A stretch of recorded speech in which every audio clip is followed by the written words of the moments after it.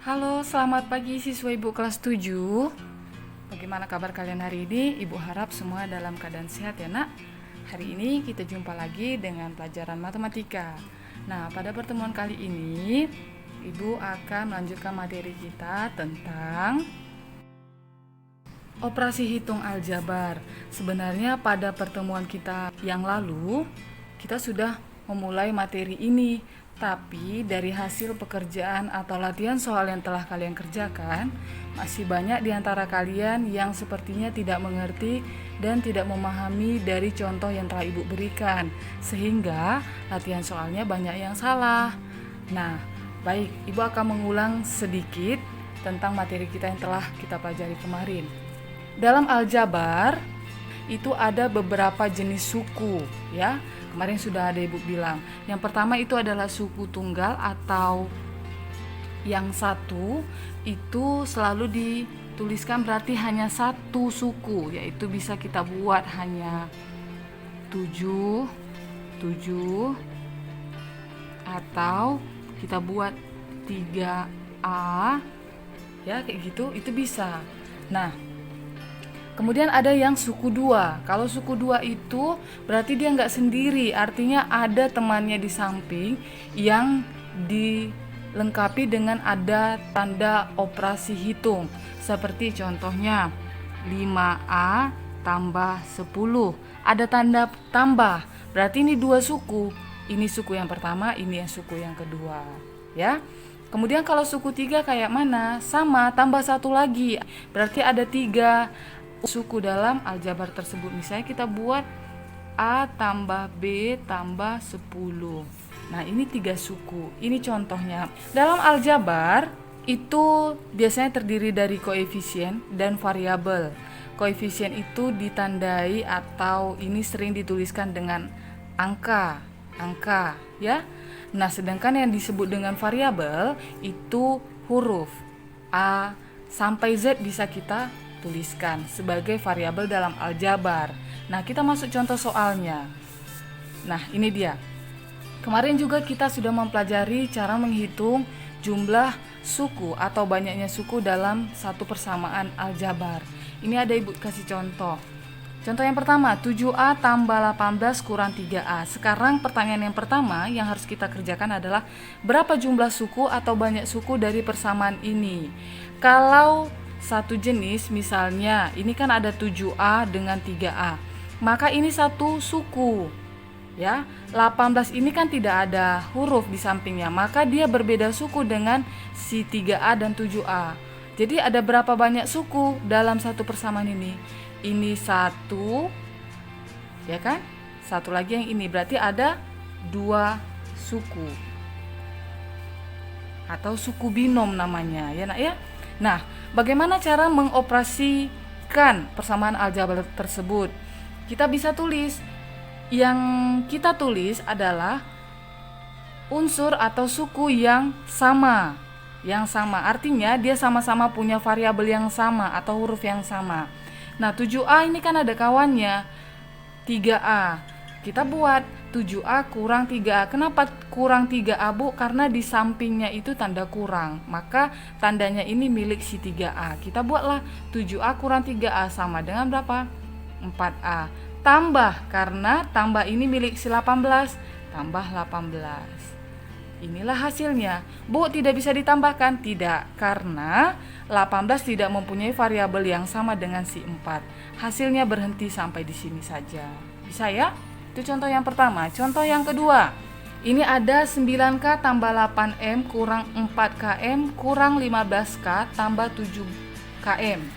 Kita hitung dulu banyak sukunya. Ingat, kita harus satukan dulu yang sama-sama punya variabel dengan huruf yang sama, atau kalau tidak punya variabel kita samakan dia. Sekarang kita mulai dari K. K ada temannya? Ada ya, 1. 9K dengan 15K, 1. Kemudian M ada kawannya? Tidak ada, berarti 2 ya, 2. Kalau dia tidak ada kawannya berarti dia suku yang berbeda. Sekarang KM ada kawannya? Ada, berarti ini ada 3 suku ya. Yang pertama itu adalah si 9K dengan 15K, satu suku kan. Kemudian ada M tidak ada pasangan, 2 suku ya. Kemudian ada KM, pasangannya ini 3 suku. Maka jumlah atau banyaknya suku pada persamaan ini ada 3. Kemudian kita lanjut operasi hitungnya. Kita samakan dulu yang mana mempunyai variabel yang sama. Jika tadi ada kawannya 9K dengan kurang 15K. Kemudian ada tambah 8M kurang 4KM tambah 7KM. Nah, ini bisa kita selesaikan juga. 9 kurang 15 berarti negatif 4K, ya kan? Tambah 8M, ya. Karena M tidak punya teman yang mempunyai variabel yang sama, kan gitu. Maka kita kurang 4KM tambah utang 4 bayar 7 berarti sisa 3KM. Nah, hasilnya sudah dapat. Kalau seperti ini, kalau nggak sama dia variabelnya, itu tidak bisa dioperasikan selanjutnya. Paham ya anak-anak ibu? Oke, itu untuk penjumlahan dan pengurangan sudah. Kita lanjut ke operasi hitung aljabar untuk perkalian dan pembagian.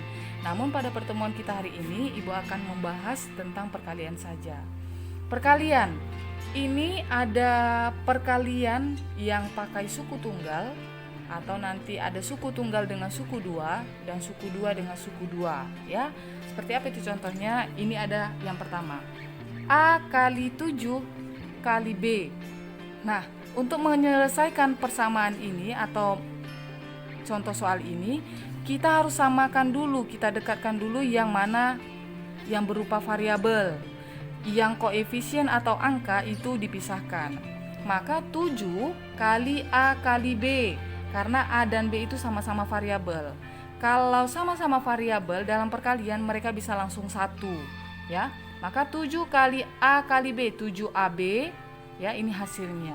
Paham ya? Oke, sekarang contoh yang kedua yaitu 6 kali 4P kali negatif 2Q kali 3PQ. Nah, sama dengan yang Ibu sampaikan tadi. Yang Q-nya, yang P-nya yang berupa variabel itu harus dipisahkan dari angka atau koefisiennya ya. Sekarang kita masukkan dalam rumah yang berbeda, kan gitu. Negatif 6 kali 4, P-nya dikesampingkan. Kali negatif 2 dari sini, Q-nya dikeluarkan, kali 3. Tutup, ini hanya angka atau koefisien.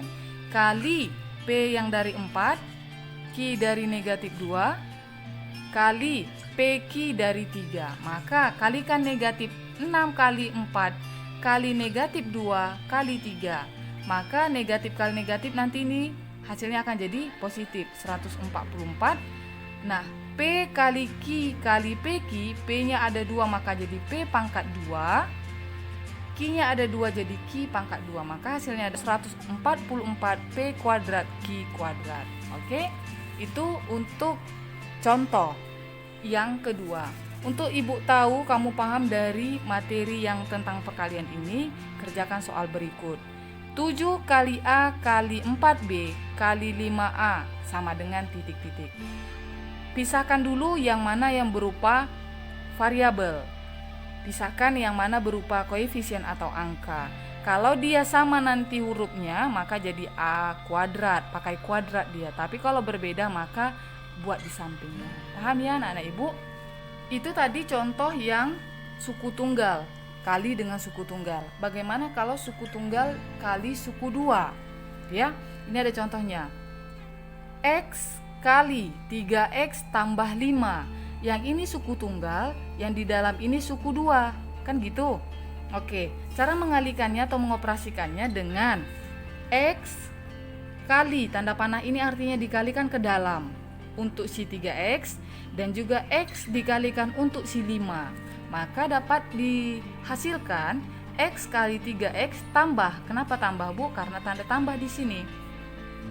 Tambah X kali 5, maka 3X kuadrat tambah 5X.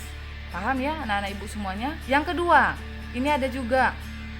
Kalau ini pakai suku 3 ini, X buka kurung 3X kurang Y tambah 5. Kan gitu.